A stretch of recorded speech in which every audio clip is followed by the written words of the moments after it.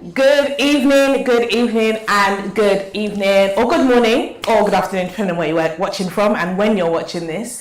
But currently we are live, and I'm on the platform, the House of Medics. I'm back, guys. It's been a minute. I've missed you guys so much. I'm Gani B, and I'm here to introduce today's episode. And we're talking to some pharmacists today, aren't we? So they're going to introduce themselves. We're going to get into it. I'm going to let you guys join on. We're going to say hi a bit later on. We're going to get into it. Going to get straight in. We're going to go for the jugular. We're going to ask some really hard-hitting questions today. So if you have any questions, please do make your comments. Please do connect, join, follow, subscribe, all of that good stuff. But today I've got two guests with me today. I've got a nice, lovely panel. And they're looking very young. And the reason why I'm kind of drawing on the age is because when I meet pharmacists, auntie, with the boots, cashier, I need my prescription. She's like, what's your date of birth? That's what I'm getting, but I'm not seeing that here. So if you'd like to introduce yourself, let us know who you are and kind of what you do. Okay, so my name's Shakira. I recently just passed my exam, so I'm newly qualified, and I work in community. We're going to get into that. Yeah. If you don't know what pharmacy is and community, you'll get to know. Anybody. I know what it means because I've got pharmacy friends, so I feel like I'm clear. And tell us about yourself, sir. Hi, my name is Dominic. I'm a pharmacy manager. I'm partially newly qualified. I qualified last year, July. And I've been you qualified last year and you're a manager? Yes. Okay. Yeah. Okay. First of all, you said manager, I said you're like 12, so I don't know how I don't know. And then you're also, okay, we're going to delve into that. What Yeah, so I'm a community manager. Been managing for about a year or so now. And it's an interesting position to be in. Okay, we're definitely going to delve into that. So I've got some questions for you, and I know people who are watching online will also have some questions. If, like I said, if you're on, say hi, drop a message. Later on, we're going to ask you some more questions as well. So, first of all, tell us, what is a pharmacist? You want to go first? Okay, go for it.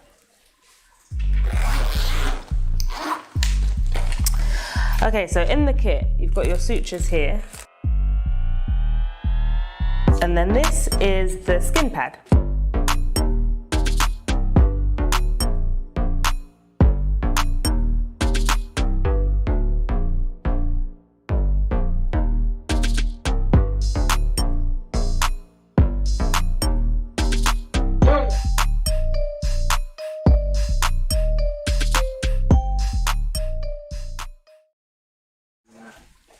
Okay, apologies for that. A bit of technical difficulty. I feel like it's me. I'm the problem. It's punishing me for not being around, and I do apologise, guys. But I'm back. I'm here. We're back. So we're gonna get into it. Remember, like I said, say hi, send your questions. So far, we've got Tanisha online. Hey, Tanisha. Hey, Ebenel. Hey, all y'all. If you're watching, please do make your comments, like, subscribe, and all of that good stuff. But we're gonna go into it, and like I said before, what is a pharmacist? So, do you want to newly qualified sister here? What is a pharmacist, or who is a pharmacist? So I am a pharmacist, finally. A pharmacist is basically someone that takes care of a patient's medicines, making sure that it's the right dose for the right patient, given at the right time. So it's a lot of just checking that the medicine is safe for that patient to take. But you always talk about the services as well that you was telling us earlier. Yes, I think our role is pretty big. As a pharmacist, you're not just limited to, I think, what people might think you learn in university. The role of a pharmacist has developed quite a lot within the last couple of years. So much so to actually include management roles as well, which we can talk about later. Yeah. But essentially, a pharmacist is a clinical, how can I put the word? Qualified individual that is very clued up in terms of the medical sector. Yep. So everything from drugs to, a patient's conditions and any illnesses. We have quite a broad range of knowledge in a lot of stuff that we do. So we're like first point of contacts for, let's say, second generation doctors in a way. Okay. That's how I can put it. Okay, okay, that's an interesting one. Okay, so I know one of the things is, one of the things I've come to understand is that you can actually ask pharmacists for more than just a prescription. So tell us about that. So tell us what that means to, so you said you work in community. Tell us what that means, and then we can probably go from there to...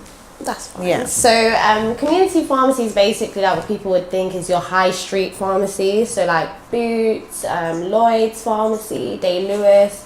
You do see like a lot of independent pharmacies as well. So like people own the pharmacy, and obviously they'll hire people and get pharmacists to work.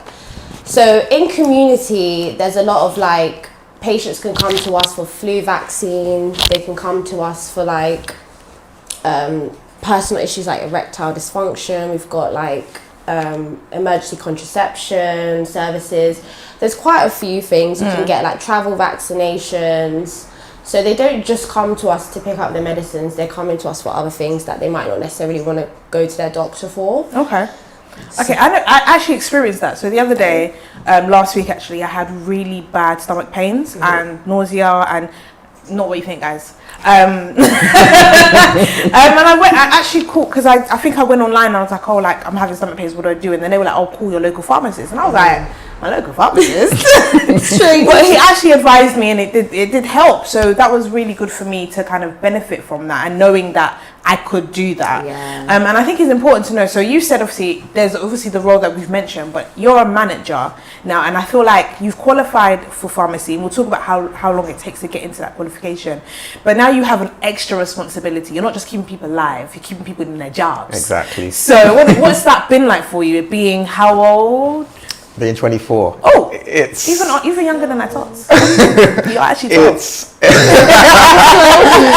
honestly it's challenging, but it builds quite a lot of character.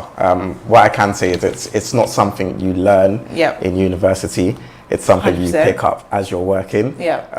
But it's pretty fun. You know, you're building relationships with the people you work with. You're trying to understand them, you know, as a person before you understand them as an employee or as a staff member, which is pretty cool.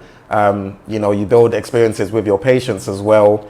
But the management duties they're very crazy, but I think in a way it makes the job a bit more fun. Instead of just checking and ticking boxes and doing everything else, you've got quite a lot of roles that, you know, you have to think about on a daily basis. So it keeps you on your feet, you know, it keeps you thinking as it would, because management is you know, it requires a broad amount of skills.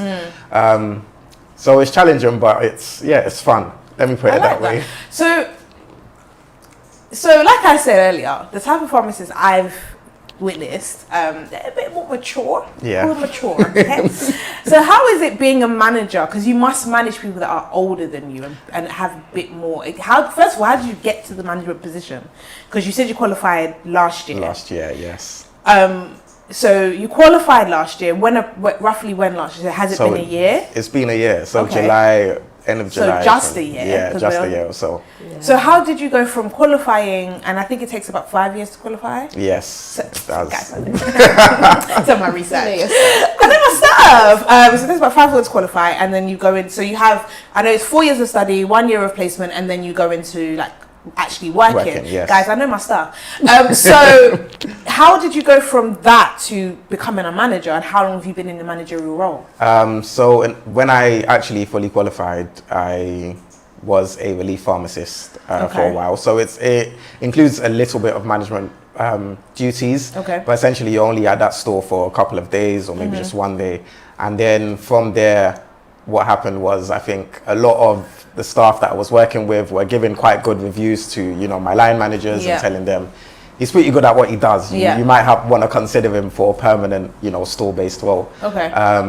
And it just so happened that one of the line managers contacted me and said, we've got this store that we were actually going to sell, and we would like to offer it to you to try and change the fortunes of the store around. So would you like to take it on? It's a big responsibility. So it's a big responsibility, as you can imagine. Not even 1 year into qualifying, you're taking on a role that of a pharmacist who have been qualified for 5 years gave up on. So to me, it was a big thing, but it's something that I see every challenge as, an opportunity to grow, an opportunity to learn. Yeah. Even if it didn't go the right way, I still can learn some skills from it. Yeah. So I took it on, and like you did say, I am managing people who are basically mothers. They're, they're twice the age. They've got children, they're married and all of this stuff. And I'm coming in as someone who's just newly qualified. And I'm basically trying to train them, tell them what to do and all of this stuff. So in a way, I think the best form of management is understanding that irrespective of whether I'm the pharmacist and you're the pharmacy technician or just a counter assistant, all of us are at the same level. Sure. So I respect you as a person and I respect you as a staff member as well. So that's how I went into the management of them. I let them know that we are all on the same level. I may have a bit more knowledge than you, but I'm the type of pharmacist who wants to pass on that knowledge. Not the type of pharmacist that wants to, just keep that knowledge on myself and, not expect you to get involved. I want to pass that knowledge on to you, go build your confidence. So even on the days when I'm not in, you know how the store's meant to run and you can run it like I'm there. That's really good, because it's like it's building more use, basically. Exactly. So that's amazing. I think that's a lot of people don't do stuff like that because they're afraid they might get replaced or things like that. But what it actually means is that you can actually do other things. So you can allow people to fill in your space, and you can actually do other things and actually manage other spaces because you know that space is covered. It's covered. So I think that's a really good way of taking on the you sure you're 24? Yeah. He's a Nigerian, so we don't know. I'm just joking. No, I'm joking. We need to have a Nigerian, so we can do that. It's banter. So we're gonna come back to you. And we're going to talk about your journey. So you are newly qualified. How new was new? So literally 2 weeks ago. Oh, so you are newborn. Literally. So talk about the journey, because I heard they had a bit of challenges along the way. Honestly. So before we even go into the challenges, firstly, what kind of drew you into pharmacy? And I'm going to ask you the same question soon as well. But what made you kind of go the direction of pharmacy? And then with the challenges, did that change? Okay. Yeah. So as a child, I used to watch a lot of was it Casualty and all those medical stuff. So I initially wanted to be a midwife because I just loved them baby shows of midwives delivering babies, and that's what I actually wanted to do at first. I was 7 years old, so what did I know? So then as the years got by, I was either medicine, pharmacy or midwifery, and I felt like pharmacy was a good bit in the middle of both, because it's midwives, they do so much but they're not getting paid enough as they should. Shout out to the midwives, they're definitely not getting Doctors, paid. I don't want to kill a patient, so maybe I'd deal with their medicines. So I decided to go into pharmacy. Obviously did my A-levels. I retook. I've done a lot of retakes. I retook 1 year in college. I didn't do that well. So then, and then obviously one of my head of faculties was oh, you're not science-based, you should go into history and stuff, and I was no. See, I got a problem with some of these educators, because who are you to tell me what I am and what I'm not? Okay, I was told I can't do psychology because I wasn't the sciences, and then I realized you don't even need the sciences to do it. That's the thing. Some of these people, we need to educate ourselves, ladies and gentlemen. That's what that means. Strive for what you believe in. So I did that. I went to uni eventually, got into ports. I did do a few eventually. How eventually? How long did this take? So my sixth form experience, instead of it being 2, it was 3 years. Okay, that's so it's not too bad. Yeah. So I was a year behind. And then I went to uni. No, you was year on time. Year on time. I was year on time. Then I went to uni, and obviously just the pressure of uni itself, it's a complete different ball game. And some of your friends, they're not doing pharmacy, they're doing 3 days a week. We're doing every single day, so that was quite challenging. I did retake my 3rd year because I felt it was just so relaxed that I was relaxed and I didn't pass, but I made it. I did graduate 2020 pandemic year. Did my pre-reg 2020 to 2021, but I had a lot of issues going on, personal issues. I had 3 different tutors. they obviously had other things going on and better jobs, so they left. So kind of I wasn't as supported as I would have liked to have been. But you know, sometimes you just go through certain things. So then I sat my exam last year. I failed twice, and you only have 3 attempts. So I failed in July last year. I failed in November, December, and I finally made it on my 3rd attempt. So yeah. So what made you kind of continue to, because sometimes people fail and they're like, I forget it. You know what? So what made you actually keep going? What made me keep going was because, first of all, I've done like 5 years in uni. Like, not everyone finishes uni. Like, I have some friends and peers that didn't even get to finish with pharmacy because of like just failing a lot and stuff. So I was kind of proud of myself that I actually made it through.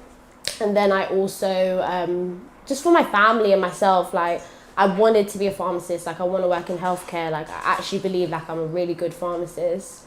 So I just said, you know what, like, I'm capable, I can do this. And I just put my all into it. And I think that you kind of knew where you'd gone wrong, because you said to yourself you were relaxed, it was relaxed, you was relaxed, so it didn't quite go to plan. So it's not necessarily, I think some people need to take ownership for kind of their part to play in something not quite working out, and do better, which is what you did, and now you're qualified. So well done. Thank you. I would say I did start to feel sorry for myself, and it's like, I can't feel sorry for myself. Like, I actually have to pick myself up, and if this is what I want, like, I actually just have to strive for it. So I just said to myself, forget about the past, don't worry about what everyone else is doing. Like, everyone's journey is different. It did take me a long time to understand that, but it doesn't matter. You can pass in your 1st attempt, 2nd attempt, 3rd attempt, as long as you make it, you're fine. And if you don't make it, there's other avenues as well. Other things to do. Like, there's so many people that have left pharmacy because of the pressures, the disrespect, all sorts. But I've seen some of this. I haven't been one of those people. I'm very quite understanding. Thank you. We love you. So we're gonna go back to them, and I'm gonna ask you, like, so what is it that kind of drew you into pharmacy as well? Because I'm not gonna lie, you do not look like a typical pharmacist, and obviously I know you get that a lot. I get that quite a lot. He's got some tattoos, he's got some piercing, he's got I'm like, I'm thinking about if I was to kind of walk up to like in Boots, for example, when I'm not gonna think that you are. I'm the pharmacist. Yeah. I'm gonna be like, where's the pharmacist? that's the whole point. Yeah. I'm trying to change the face of pharmacy, let me say anyways, and probably give people some hope that, you know, you don't need to change who you are. Because I'm originally from Hackney, so I'm from East London. So where I grew up, your environment tends to have quite a lot of effects on you. But, you know, your dreams don't change just because of your environment. Sure. So I was always someone who wanted to be in the medical field anyways. I originally wanted to be a doctor. Went for a couple of placements and absolutely hated it. Fair enough. Absolutely hated it. Asked some very brutal and honest questions to the consultants. I asked them, when did you actually start enjoying your job? You know, when do you feel like what you're studying for started meeting your pay and all of this stuff? Because I really wanted to know before I made what I thought was a life-changing choice. So when they gave me the answers, I knew straight away that medicine probably just wasn't for me. And I done some research to try and find out what was the next closest thing. So dentistry came up. Even I think optometry came up as well, if I believe. Yes. So it's like study of the eyes and stuff. So that optometry. So that came up as well, but I wasn't too sure about that. And then I stumbled upon pharmacy because it's got a mix of, you know, the patient interaction and also the clinical knowledge as well. I knew that it was probably something I would probably enjoy. You do learn quite a lot. It is very interesting. It is very challenging. So I said, you know what, maybe I should pick pharmacy, and that's how I ended up in the position I'm in. Do you know what? I actually really like that, because I feel like some of us, we have something that's set out and we think this is what we want to do, but we actually don't ask the questions. The questions, exactly. We don't actually find out if it's actually what we want to do. You because need to like you filter said, out your options. yeah, like, you know, I've watched a lot of kind of these medical shows and I'm like, oh, this looks lit. But I have to remember it's a drama. It's gotta look lit. Maybe I'm more into the acting because it looks, do you get what I mean? Yeah. So I feel like asking those, and you being so young to know that, okay, I need to ask these questions in order to know that this is what I want to do or it's not what I want to do. I think that's really important. Yeah. And it kind of leads me into my next question, kind of, how would you, like, and it's for both of you really, so what would be kind of like your sales pitch for what you do in pharmacy? Like, if someone came to you and said, oh, I want you to sell the idea of becoming a pharmacist to me, what would be the kind of the go-to thing you would tell them? You're respected. Oh, I will put it like that. You're respected. It's the same way when someone says I'm a doctor, and you say I'm a pharmacist, people know you know your stuff. okay. I think it's that. It's the fact that you can build relationships with quite a lot of people. Yeah. It's the fact you have a big hand in how people's healths are managed. And if you're someone who really cares about making a difference in someone's life, like a lot of people in the medical sector are, then it's a profession you should get into. Yeah. You can't really sell it financially. Not in this country anyways. Maybe if things are privatized, it might be different. You can't really sell it financially. But no, it's something that, like I said, it's the respect that comes with it. I think it's one that you can be proud of. You can proudly say I'm a pharmacist. Yeah. And I'm sure you'll be able to say it yourself, because I've been in the same position as you, going through the 5 years in university, going through the pre-reg, and then actually saying I am a pharmacist. It means a lot. Nice, yeah. When you finally get the qualification and your name's on the register and you've got your PIN number and all of this stuff. Yeah. When you think about all the struggle and the sleepless nights and the studying and everything you've gone through, the same way doctors feel, nurses feel, you know, you're proud to come out and say I'm a doctor, you're proud to come out and say I'm a pharmacist, you're proud to come out and say I'm a nurse, because you know how hard you've worked for it. Sure. So if you're someone who's willing to put in the hours, willing to put in the work, and then get to a point where you can actually say, I respect my career, then... Amazing. Shakira? Yeah, I would say like we're like that point of call, like, because nowadays in the NHS you can't really get to see your doctor. It's so hard to get an appointment. So yeah. we're like the people that can't. We're actually here to Speak from experience. Telling me 2 weeks for an appointment for something that's hurting now. Yeah, it's crazy. Nice. But I would say like we're someone that you could come to and we can literally just be like a listening ear. Even though we've got so much going on, like we want to help you. We know so much. We've studied so hard for it. And like you said, that, you know, once you're on the register, it's just like a huge relief that I actually done all those years and I'm now a professional that can actually advise patients. It's just really heartwarming to... Oh, emotional. But, listen, I need to keep my lashes on, please. but that's what I would say. Yeah, I love that. I actually really love that, and I will agree with you. There is a sense of respect there. I think for me, the only issue I have is the way that some pharmacists can treat the patients. And I think so this obviously stream is the new age pharmacist, so it's changing the face and the game of pharmacy. Because I remember one time, like I think I went to go get a prescription for my daughter and she was like, what's the date of birth? And then I said it, but I made a mistake.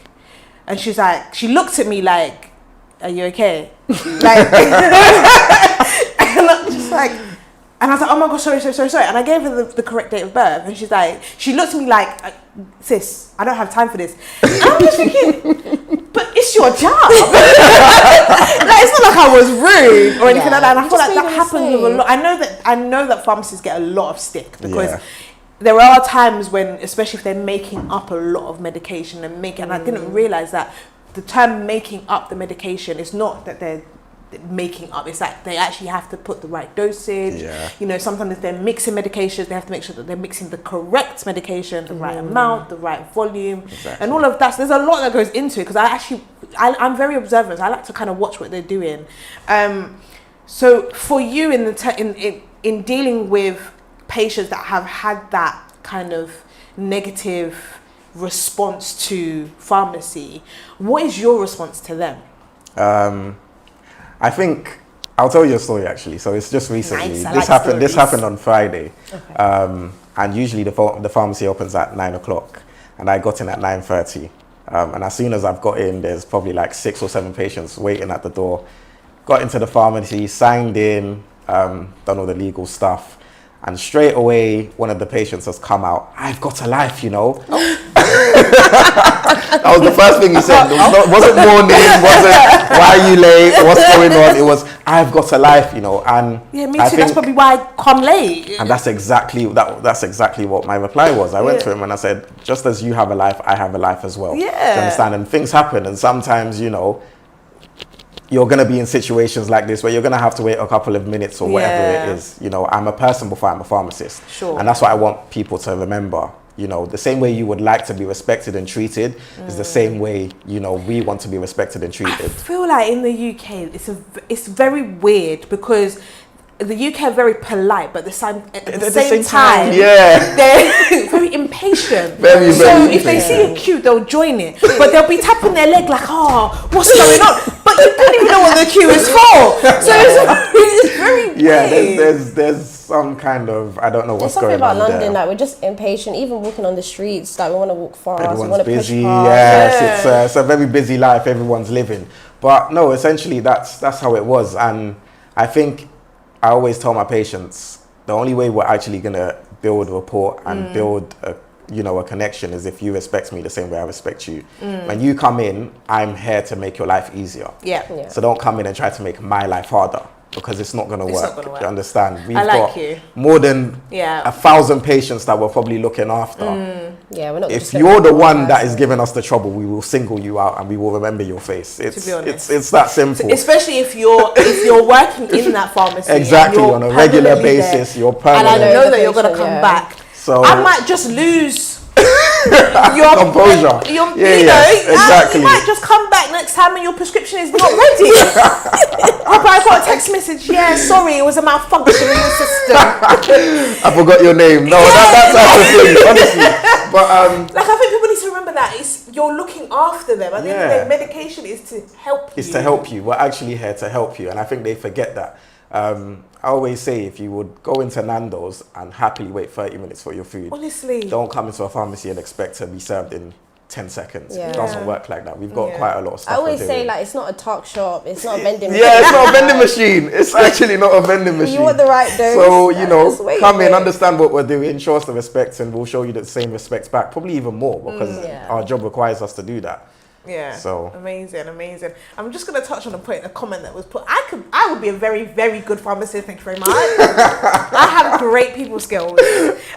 What it is that I do is I would just kill you with kindness, because at the end of the day, I am going to save your life with Exactly. these medicines. You know. I think you No, can just but- grab it from the back and be like, here you go. But the thing is, you know what? And that's the thing. People do not educate themselves to know. Because my thing is I want to know what I'm getting, why I'm getting it, and where I'm getting it from. Like, I need to know those things so that I'm not gonna lie. I've had run-ins with the NHS where they've almost killed me. And if it wasn't for the fact that I asked the right questions, I You wouldn't have probably known. wouldn't be here enjoying this conversation right now. It's really quite scary, and I think a lot of people just think that things just happen. Yeah. And it's really important for them to educate themselves, and obviously people like you are here to do that. Like, I'm gonna give you this, and it may be busy. However, come on a day when it's not so busy. There are times in the pharmacy that can be like manic, and I've seen it. Yeah. And there are times when you guys are just kind of sitting and waiting for the Waiting, customers. yeah. So, you know, learn about what your medicine is, how it takes to even bring it together. Like, there are some medicines I know you have to actually like bring them together to make it work for a Patients, condition. yeah. And I think everything is unique to each person, and that's what people don't understand. It's not like the reason why there's a pharmacy there is because you can't just pick it off of the shelf. It's not And just give it to you, paracetamol. exactly. It's not ibuprofen. It's Exactly. something that is specific to each person, and I think people need to understand that. You have to be very patient but firm. I've seen it. I've actually seen it, and I can agree with that one. So I think so. You guys, please come with your questions. I want to know what you guys want to know from our pharmacists here today. I think I've gone. How do you manage your personal and your professional?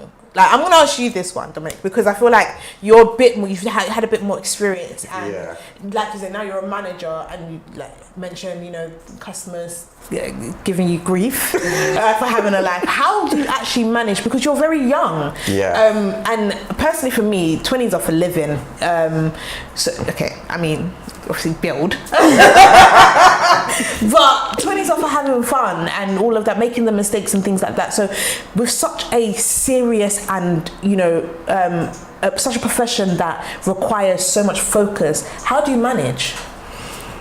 I think that sigh alone just gives the answer. It does give an answer. I think I'm the type of person who likes to remember that what happens at work stays at work. Amazing. And once I get home, I'm a son, I'm a brother, I'm somebody's boyfriend, I'm everything else except from a pharmacist. I'm such a nuisance. I'm sorry, guys. It's been a while since I've been on this platform. Yeah, so I'm everything else except from a pharmacist. But I still have to remember that I am someone who is in a very qualified and regimented field. Yeah. So it's about respecting myself even when I'm walking outside. I think you could probably even testify to it, Shakira.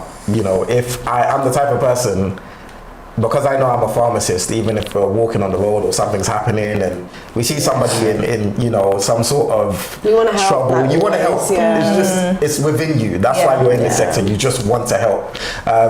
So in a way, sometimes it can get integrated together. Yeah. But I'm also someone who likes to remind everyone around me I am actually a pharmacist. So make use of my knowledge. If if you can't reach your doctor, come to me. Let me try and understand you, and then see if I can point you in the right direction. I think it's very important as well if your family members are in hospital or they're going through something, they've got medication, and that pharmacist hasn't explained it to them. You can always come home. Yeah. You can always come home and tell them, okay, this is what's going on. This is what you need to do. This is what's going to help. So sometimes you can integrate it together, sometimes you have to separate it, just so you don't kill yourself, because you can't die for work. But that's how I manage it, really. Amazing. Shakira, would you do anything differently on your journey to pharmacy? Like, you've just got here, you've just made it. Would you change anything? Obviously we know that things didn't quite work out the way you wanted to, but would you go in a different direction? Because I feel like with Dom, he had a different kind of trajectory from the beginning, but it just kind of happened that pharmacy was where he ended up. But I feel like pharmacy is what you wanted to do you kind of knew quite early. So would you do anything differently? What I would have done differently is stop stressing over, especially final assessments. Like, your stuff, like we're there, like we're not messing around, we're actually doing work. Our friends are outside doing parties and motives, and we're in the library, sleeping in the library, living in the library. So what I would say is believing in myself a lot earlier, because every year it's like having a fear like, oh, am I going to pass? Am I going to get into next year? Like, am I going to pass? Am I going to do this OSCE? So I feel like just having confidence.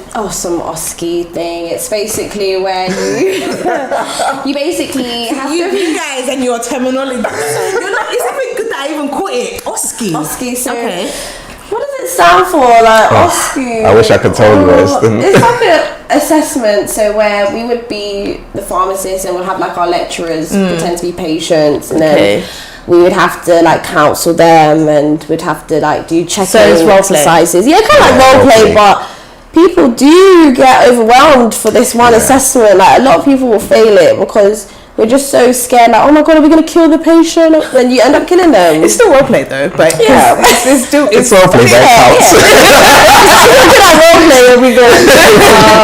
So I feel like that would probably be advice for somebody then. Like, go do some training, do some practice, and a lot. I feel like just believing in yourself. Practice. Even with friends, like be in the library, someone be the pharmacist, someone be the patient, and like help each other out. So what I would definitely say that I would do different, I wouldn't have done anything different other than just working on my confidence. If I was a bit more confident earlier on, maybe I would have passed a lot earlier. But everyone's journey is different, so I'm grateful for this journey that Okay, and do you see, now that you've qualified, I know it's still very new, but do you see yourself staying in this long term? Is it what, so far, is it what you've kind of... Yeah, well, yeah, I'm going to make use of it because it took me 7 years, so I'm going to make sure I get the 7 years back at least. You want the return on your investment. I've been poor for so long, but what I would say is I do want to continue community because I really love the fact that like people come to you because you're the pharmacist. Like in hospital it's a bit easier, there's like quite a few pharmacists scattered around, like you can go to doctors, you go to nurses, but patients are actually coming to us.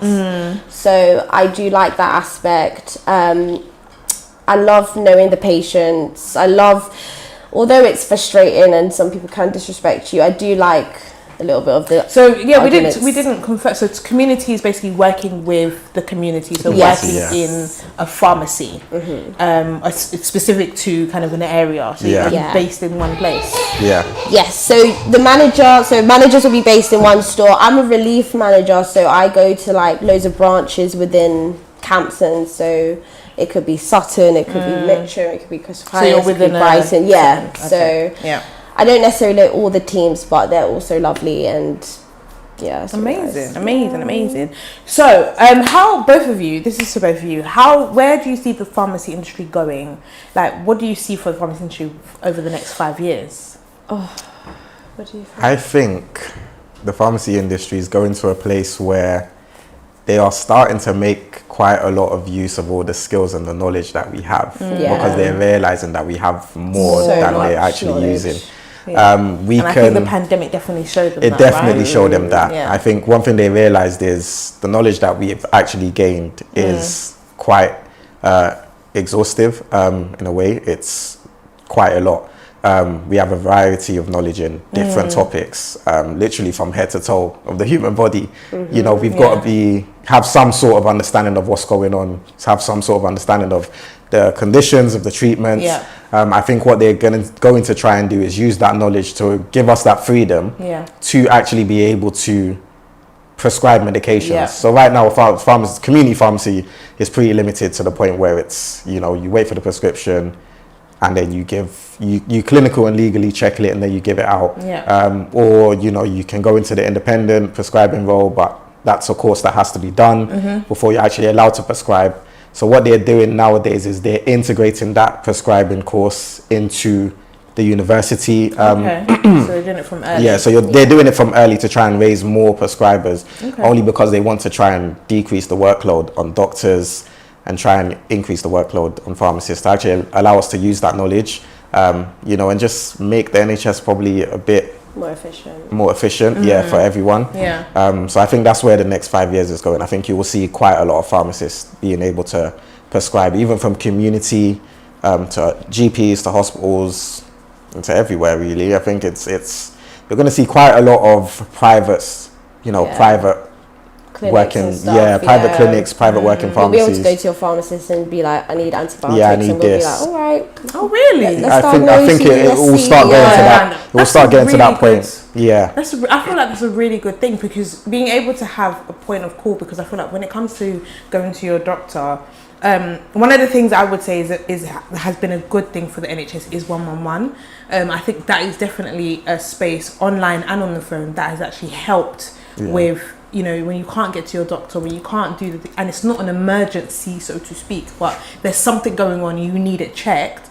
Those kind of spaces, being able to call up your pharmacist and say, these are my symptoms, so what can I do? What would you advise? And even if they still advise you to go to your doctor, at least you've taken the necessary steps and you now understand, okay, this is what I need to do for this. And I think that's really powerful to be able to give you guys that responsibility, because at the end of the day, you know the medicine, so you might as well be able to. We're specialists in medicine. So if you have to know them, and there's certain questions you have to ask people as well before you actually give it to them. Screen them, exactly. Know the side effects to the medicine. You have certain pre-existing conditions.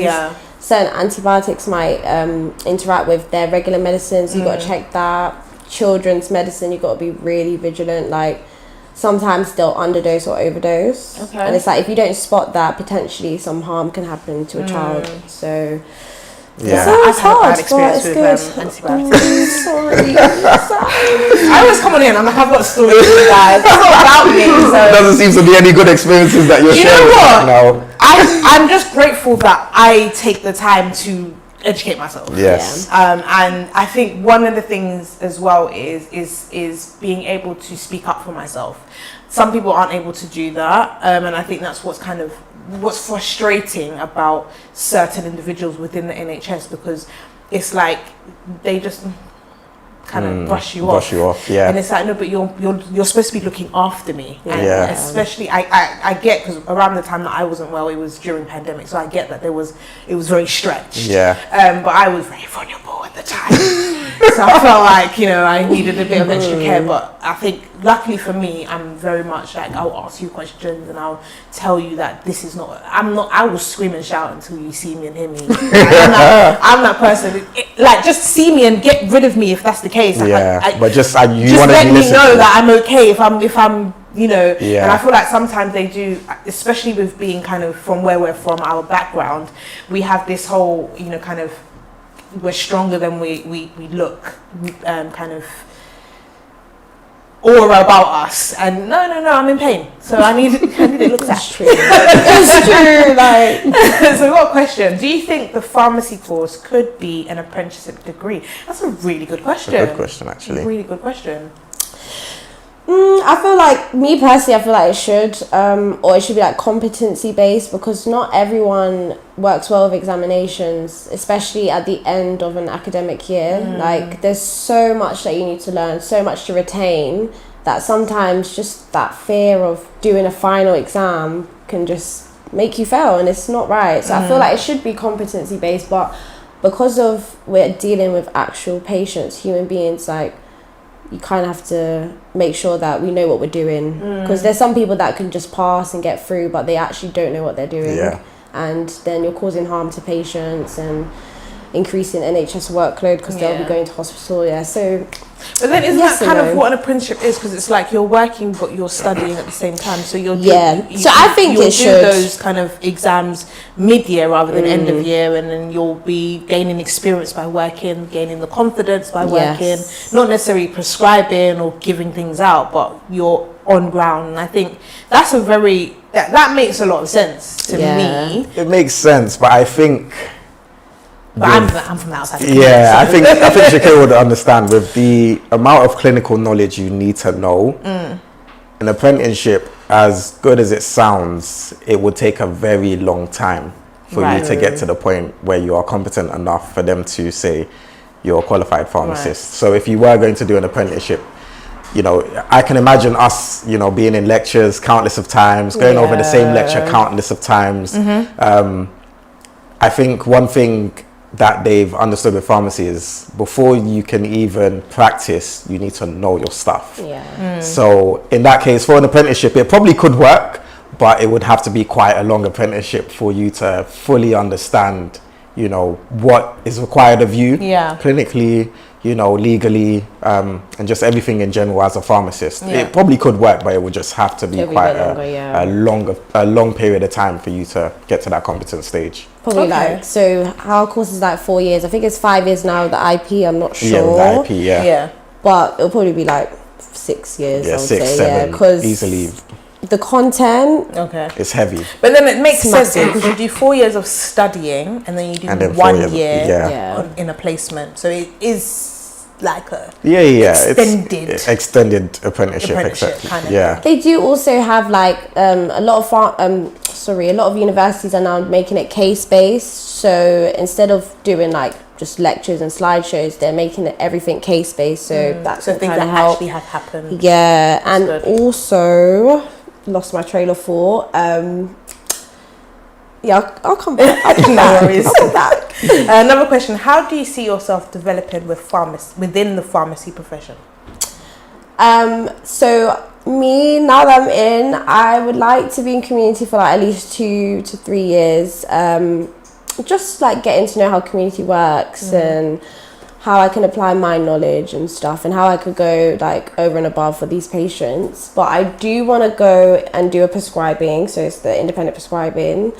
I would like to do that so I can work in a GP practice and eventually go in maybe into hospital, because I feel like I'd rather go into hospital with that IP than starting. I don't know if I'll still need to start on a band 6, but I feel like I've got an IP, so I might be on like a band 7. What's the highest band in kind of the medical profession? Because I always hear band 6, band 7. I'm thinking 9A, B, 9C, 9C. Okay. But that takes a. What does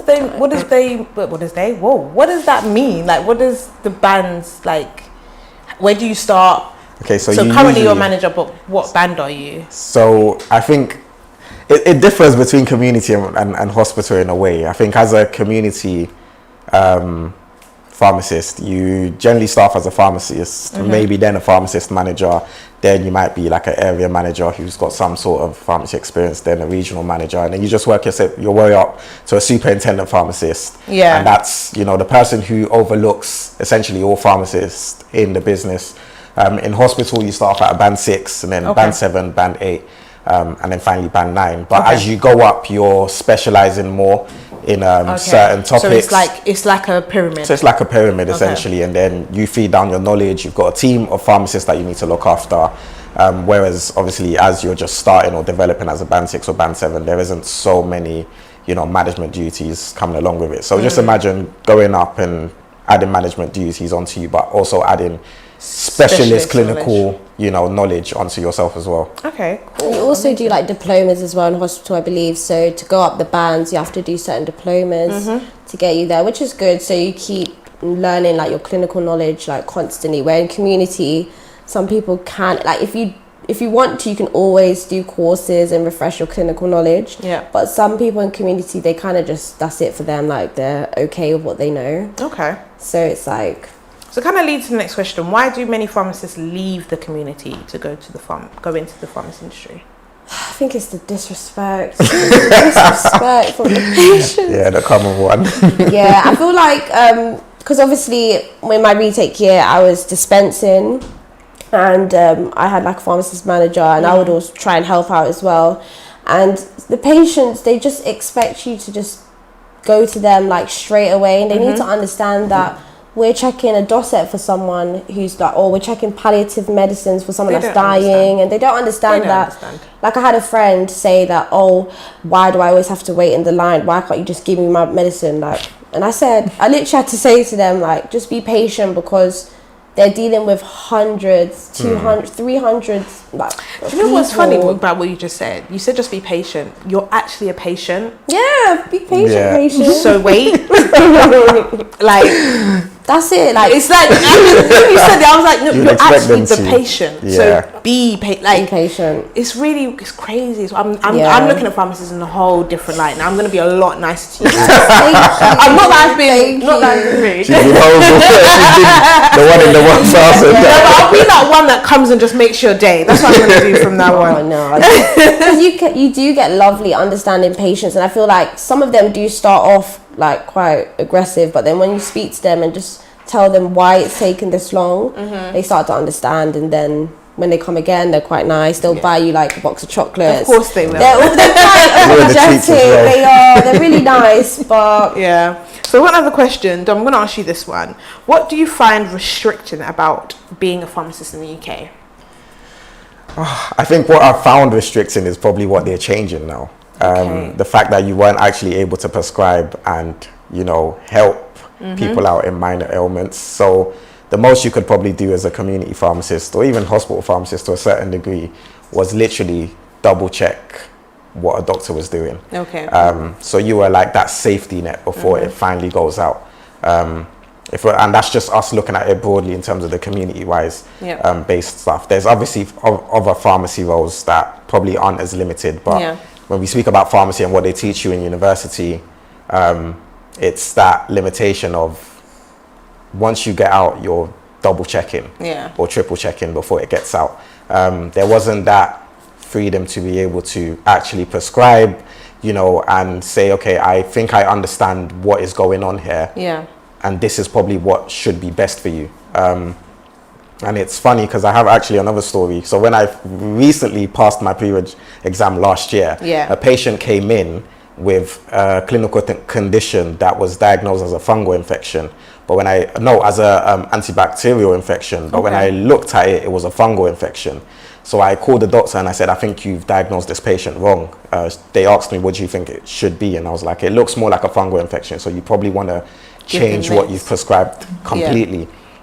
They looked at it and then they agreed. So it's that, giving us that opportunity, because we do have the knowledge to look at things and say, I think something's gone wrong here. Instead of me referring you back to the doctor, because we do have, we in a way still have to cover our backs anyways, but we've got that knowledge to be able to say, I think something's gone wrong here. I'm not going to refer you back to your doctor. I'm going to take control from this point. Sure. Let's try this. If it doesn't work, then I'll refer you to someone a bit more specialized in the case, if I can't deal with it. So that freedom is what they're now introducing slowly, because they understand, okay, like I said earlier on, we have more knowledge than they're probably using. So I think that was the restriction, but it's slowly being lifted. Okay, amazing. Also to add, sorry, no, go for it. That's the reason why I chose community over hospital, because I feel like when I did like placements in hospital, I felt like we know a lot and we're not applying it. Like we're just double checking medicines, but we can actually help with the diagnosis. We can correct. We should be saying like, okay, this is wrong. So I like that now they're actually listening to us, and actually, because we know most things our doctor knows. So amazing. Okay, so how do you guys memorize all those long and complex medication names? Red Bull and hours. No, honestly, I think it's, if you want to do it, or shout out to the people who are doing their pre-reg, because we've been in that position. The best way and the advice I always give is try and make it link. Find a way to make sure all those medications link. Find a way to make them funny. Find a way to just make them a bit more enticing for you to actually understand and remember. Because once you do that, there is no way you're forgetting it. Right. So we've got an example for, some enzyme inhibitors. So these are drugs that usually shouldn't be given with certain drugs. Okay. And a way of remembering is crap GPs shout BS.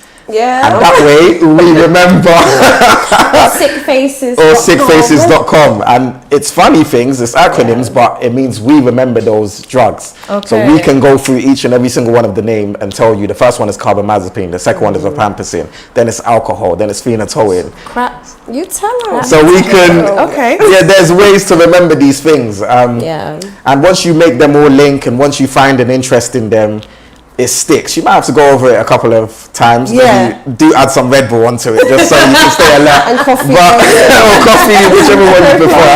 Yeah, or Pro Plus, whichever one you prefer. But sooner or later, you start I feel like picking it up. It just takes, like you said, practice. And if it's something that you're interested in, you will get it. You will get it, And I think that's yeah. like with anything. If that's what you say you want to do, I think people that look from the outside in that are not interested, to them it's hard. Exactly. But if you know this is what you want to do, you're going to pick it up. It's practice. It's like learning a language. It's like learning anything. The more you do it, the more it becomes second nature. Exactly. There are some words that are wild, and I'm just like, I'm whoa, like it's 25 letters in one word. I can't understand. It's crazy, especially when the patients are requesting and they're saying the complete opposite name, but you know what they're talking about. So they'll be like, "Oh, can I order my amlodipine?" And I'm like, "Oh, amlodipine." Sure. Yeah, but you do. It is Amazing. So another question: do you think there should be more automation within the community pharmacy sector to assist with dispensing and home deliveries? When you mean more automation, do you mean like? So essentially, we have a bit more control.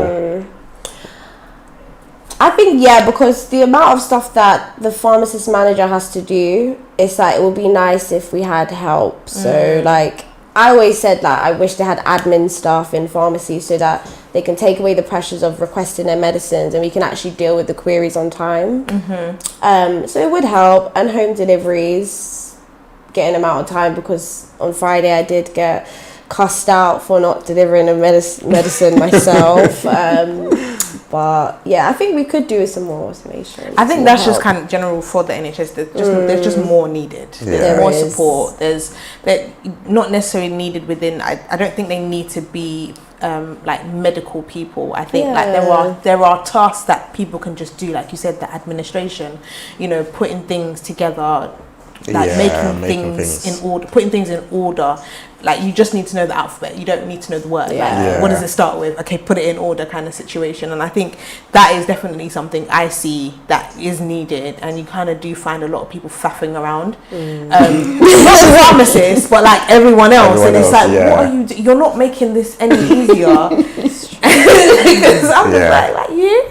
But I think that's really, it is really important to kind of increase that. And I think you guys coming in to bring those fresh new ideas to the NHS, to the industry, to the UK, I think it's really, really important. So I'm giving you guys a round of applause. Thank you. Because it's not easy dealing with the public in any capacity, let alone, you know, in a capacity where you're looking after their health and their well-being. So I think it's very important that we look after you guys and give you the respect that is due. So I think this conversation has been amazing. The time has just flown. We've literally, like, an hour has just gone like that, and it kind of just shows that it's a very interesting subject. Like, one thing I love about being on the House of Medics is the fact that I'm learning so much. There was a live a couple of weeks ago that I really wanted to do, but I wasn't available. But it's something that I have interest in. I don't, listen guys, I'm not going to do anything to do with medicine in any capacity. But you can learn from it. I'm not touching no one. I'm not cleaning up no one. I'm not looking. It's not for everyone. One of the interviews I did, she was telling me that she's cutting up bodies and things are squatting in her face, and I was like, no, it's not a bit of me. But I love these conversations because at the end of the day, what you do does affect me as a person. I have a kind of part to play in what you've learned. So it's for me, it's about learning, and I'm loving these platforms. So we're going to round off, and we're going to need to know where we can find you guys so that we can bug you for those questions, you know, if we can't get to our doctors. So let us know where we can find you. Start with you, Dom. So you can find me on LinkedIn at Dominic Okere Bundu. You can find me on Instagram at dominic.ob. And I believe, those are the two platforms you can find me on. Good. I need to make a LinkedIn. I will make that soon. You can really cool place. It's good for the jobs as well. I have like a personal and a private pharmacy page. So if you want to catch me or ask me any messages or whatever, just ping me off on Pharmacist3. That's on Twitter. On Instagram, Emperor Shack, and then also Superlative Pharmacist. Say that again. I don't know, superlative or superlative, one of them. Tomato. It's tomato. But yeah, catch me on that. Ask me any questions, especially my retake lot. My students, message me. I'll give you so much tips and resources. I'm not gonna lie, for somebody that is just new qualified, she does know what she's talking about because the confidence, like I know, honestly, it doesn't feel like you've just qualified. You've got the confidence, and I'm seeing it, and I do appreciate that because it can be quite disheartening to not do things in the time you think you're meant to do. But I feel like you've done what you need to do, and then that means you can help those that are coming after you. So I think it's been an amazing panel. Everyone's loved it. I know there's people on that are not in the pharmacy industry or not in the medicine industry. They're saying they're loving this conversation. So we'll obviously continue this conversation offline. We're going to get into it outside of this. So I love doing these things because we get to chit chat after. If you've got any questions, just message me. I am Ganny B on the Instagram, and I'll let them know, and we can just a little bit. But I've been your host for today, and I've got some stuff that I need to tell you guys because the House of Medics are doing some lit stuff. So obviously we are going into ventures, and yes, I said we, and I say this every time because I am House of Medics. This is me. I am she. So House of Medics have started a new venture, HOM Pharma, and I think it's going to be so amazing. So this conversation is something that, you know, is relevant to what House of Medics is doing now. So check that out. You'll see an advert at the end of this. And also at the beginning of September, you know, when we're leaving the summer, we're going into the autumn, House of Medics are doing a rooftop disting. I have to call it disting because with House of Medics, you never know, it will actually be lit. It will actually be lit. So more information will go. I think the flyer will be up, and more information about that will be put out there. Follow House of Medics on the Instagram, go on the website, do all the things there. We are House of Medics on Instagram, and follow, share, like, all of that good stuff. If you've got questions, send them in. Our beautiful Dr. Emma's on there doing some demonstrations about the things that they've created through House of Medics. There's so much. There's actually so much. And obviously you'll see these guys on there, so you can click on their pages if you didn't quite catch it. So that's been us. That's been me. I've been your host this evening, Ganny B, and I will be seeing you guys next time. Hopefully it won't be too long. Just pray for me, guys. It's been a busy it's been a busy summer. It's been a very busy summer, but yes, pray for me. But yeah, thank you so much, and we'll see you next time. Bye. Thank you. Since civilization began, man has been in the pursuit of health. From experimenting with herbs to the discovery of modern medicine, the human race has sought to be healthy. When a people decide that wellness is not just the absence of disease, but also a state of being that involves body, mind, soul, and spirit, these people demand a new system. The new generation will be characterized by innovation. We are HOM Pharma.